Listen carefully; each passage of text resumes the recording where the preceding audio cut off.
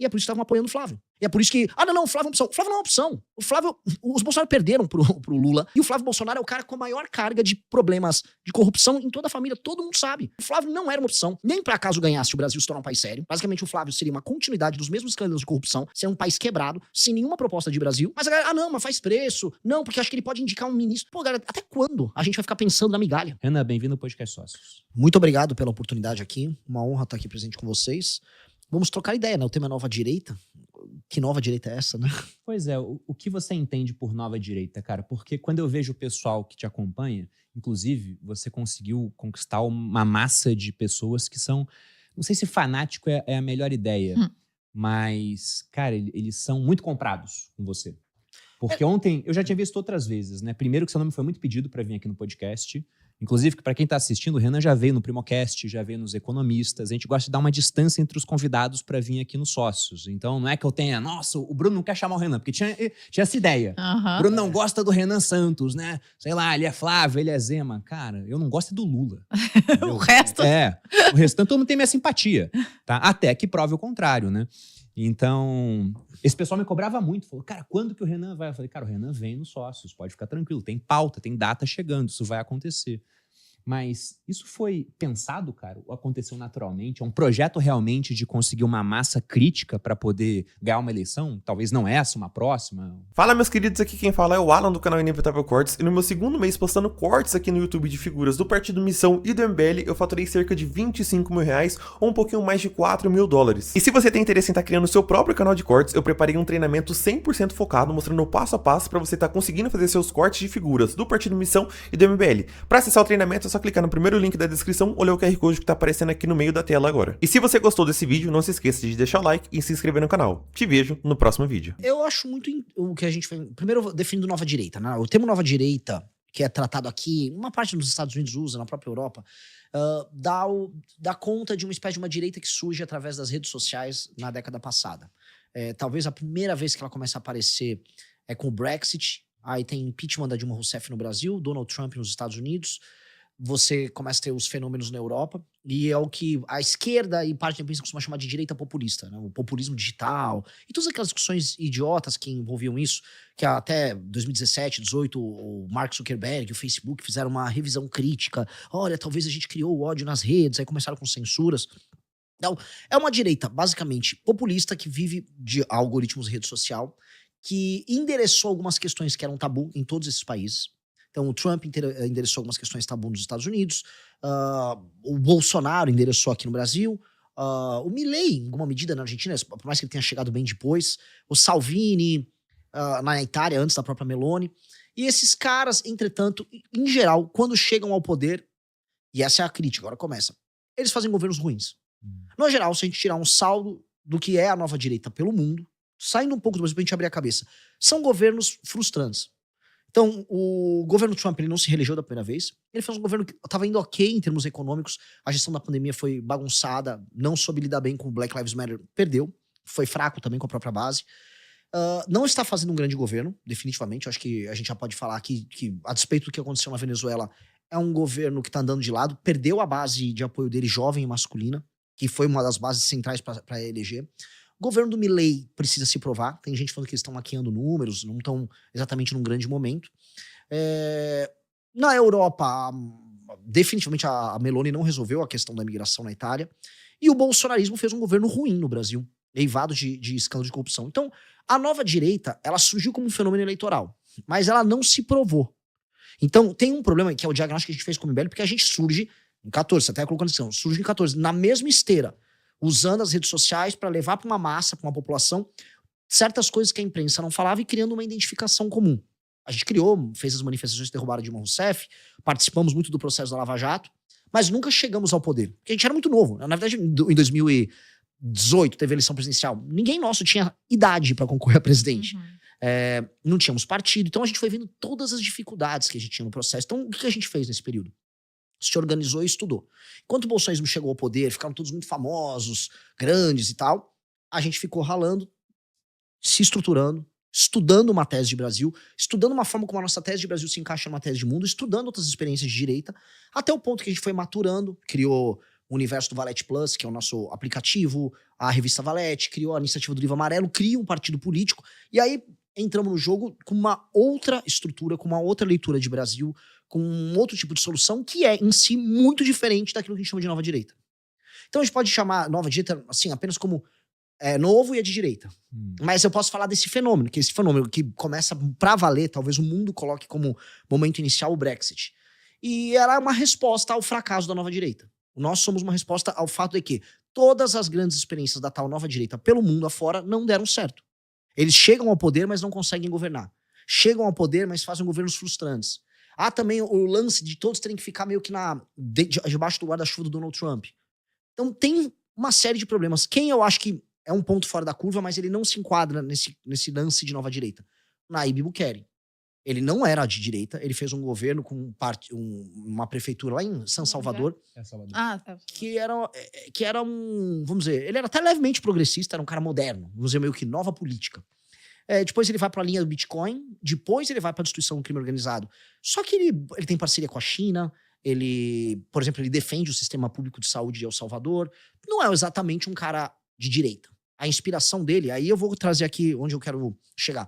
A inspiração dele é o Lee Kuan Yew, que é o homem que transformou Singapura de um buraco favelizado, sem nenhum recurso natural, talvez no país mais... O país que está no topo em quase todos os indicadores que importam no mundo.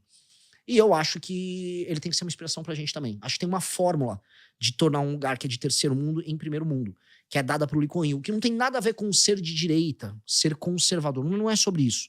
E eu acho que essa fórmula é uma fórmula que nós precisamos seguir. Cara, e pegando agora um pouco, né? Eu fui pesquisar sobre você.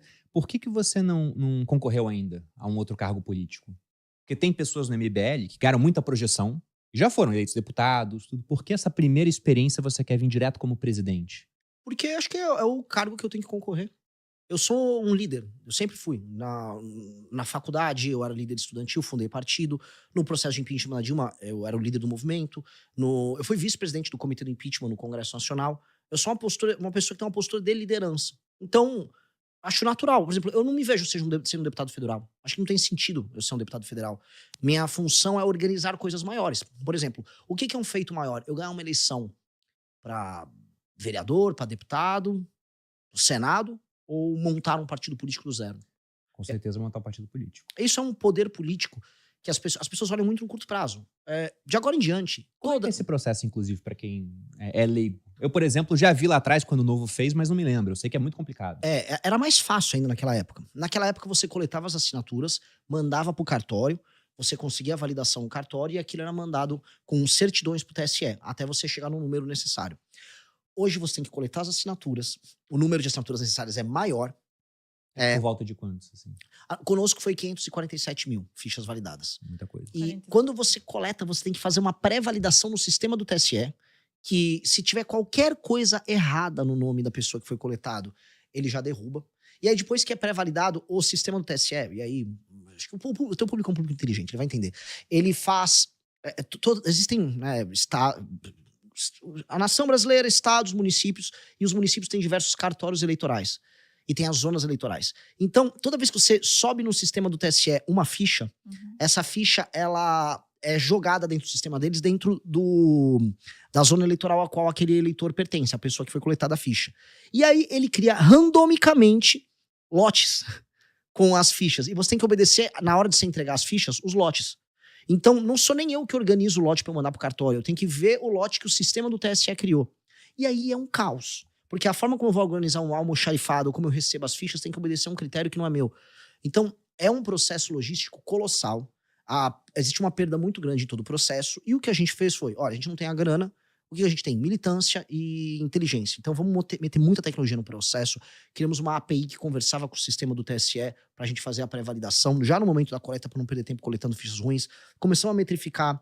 Bom, eu não vou ficar dando muitas dicas pra quem tá assistindo aqui, mas a gente começou a observar quais seriam os métodos mais eficientes pra gente coletar essas assinaturas, obedecendo a legislação eleitoral, que é muito restritiva, e como remunerar e premiar os melhores coletores. E aí a gente colocou milhares de jovens ao redor do Brasil coletando, e nós conseguimos. A gente coletou 800 mil assinaturas, poderia ter coletado 1 milhão se quisesse, e validamos com uma taxa muito alta de aprovação. A gente validou 600, no sistema bateu 600. Como de 800 para 547 mil é uma perda realmente bem grande. Mas eu validei 600 e ainda tinha mais no estoque, é que eu não mandei tudo. Entendi. Dos 800, se eu mandasse tudo, eu teria validado uns 640.